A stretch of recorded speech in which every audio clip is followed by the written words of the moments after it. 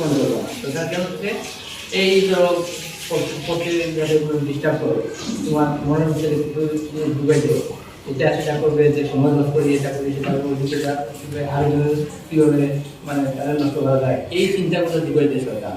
এই জন্য শুধু আলহামদুলিল্লাহ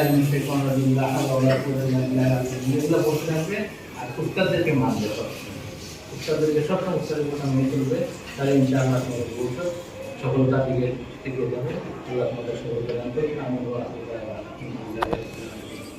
আলহামদুলিল্লাহ, আমরা গুরুত্বপূর্ণ আলোচনা শুনছিলাম আমাদের প্রতিষ্ঠাকালীন শ্রদ্ধাভাজন ভাইস জনাবের কাছ থেকে।